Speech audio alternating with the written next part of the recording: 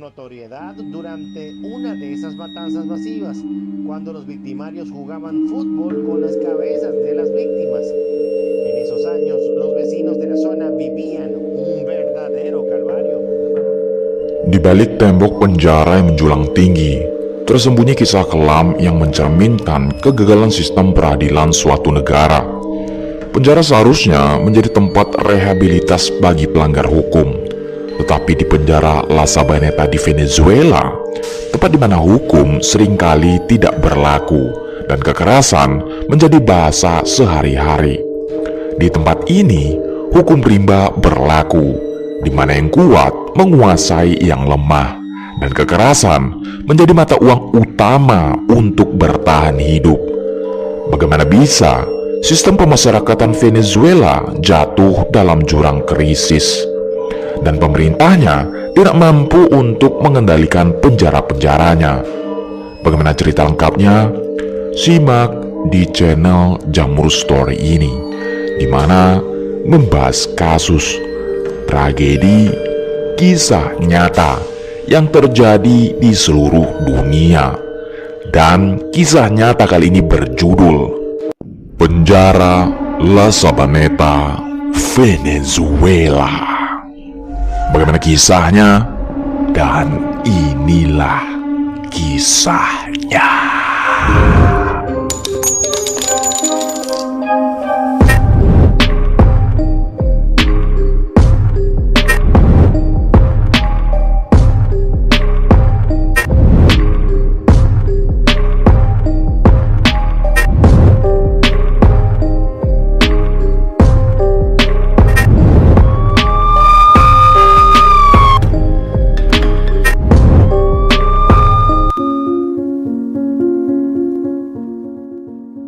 Penjara La Sabaneta.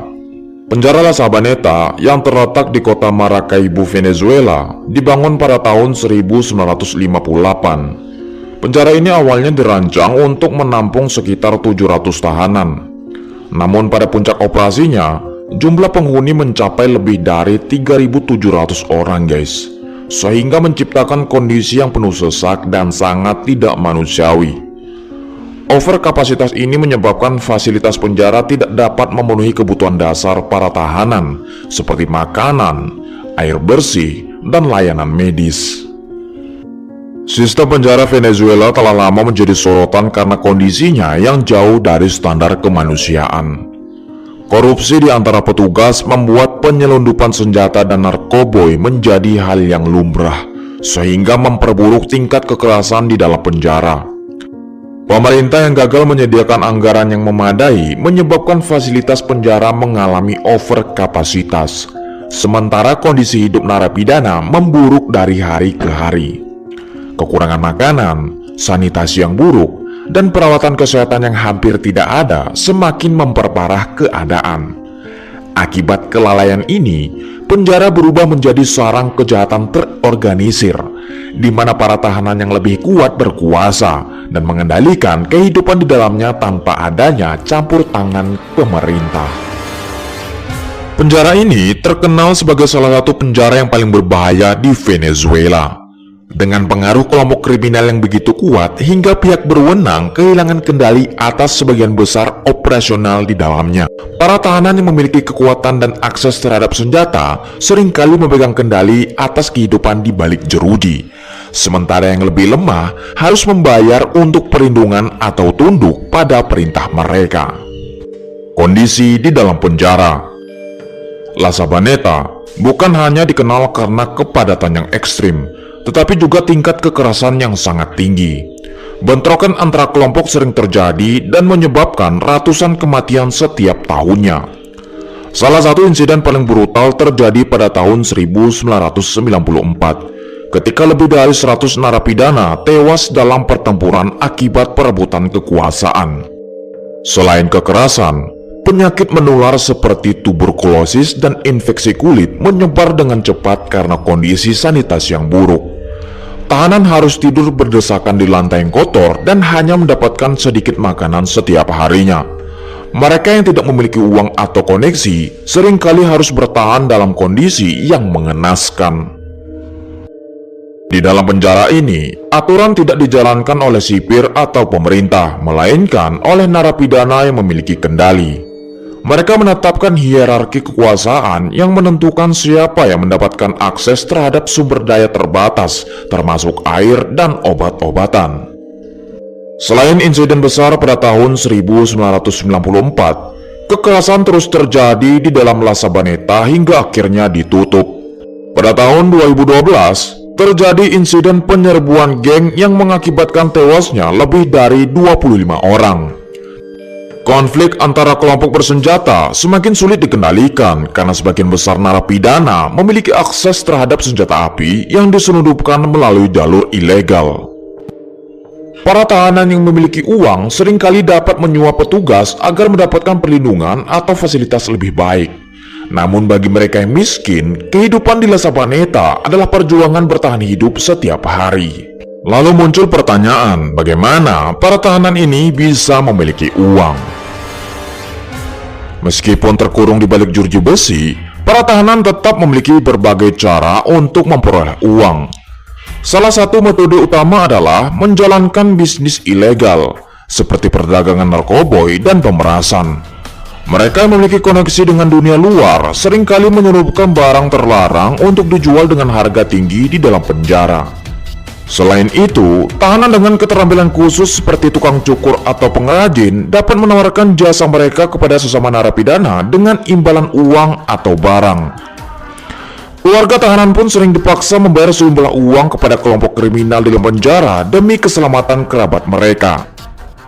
Bahkan dalam beberapa kasus, terdapat praktek sewa sel di mana tahanan kaya membayar mahal demi mendapatkan ruang tidur yang lebih layak dibandingkan yang lain.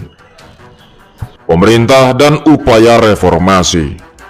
Pemerintah Venezuela telah berulang kali mengumumkan reformasi dalam sistem penjara. Tetapi kondisi di La Sabaneta tetap mengerikan hingga akhirnya ditutup pada tahun 2013. Nah, penutupan ini dilakukan setelah serangkaian kekerasan besar, termasuk pemberontakan tahanan yang menewaskan puluhan orang, guys. Sebagian besar tahanan dipindahkan ke fasilitas lain. Meskipun banyak yang percaya bahwa masalah utama dalam sistem pemasyarakatan Venezuela masih belum terselesaikan. Akhirnya guys, Menteri Urusan Penjara Venezuela, Iris Varela, mengumumkan penutupan La Sabaneta sebagai bagian dari upaya perbaikan sistem. Namun banyak pengamat yang meragukan efektivitas kebijakan ini karena sebagian besar penjara lain di Venezuela masih menghadapi masalah serupa.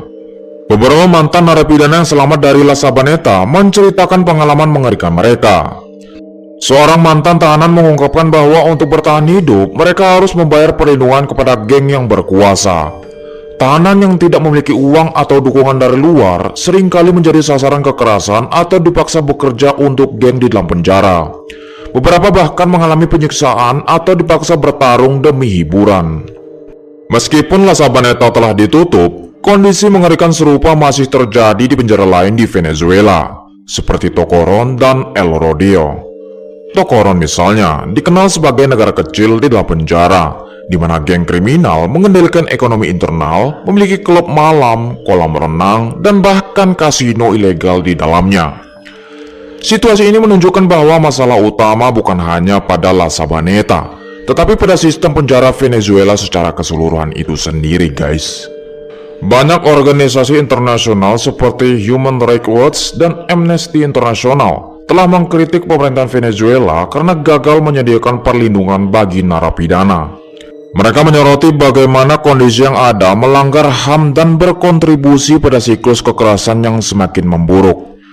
Beberapa laporan juga menekankan bahwa sistem peradilan yang lambat membuat banyak tahanan mendekam bertahun-tahun tanpa putusan pengadilan yang jelas. Penjara La Sabaneta adalah simbol dari kegagalan sistem peradilan Venezuela dalam menangani narapidana dengan layak.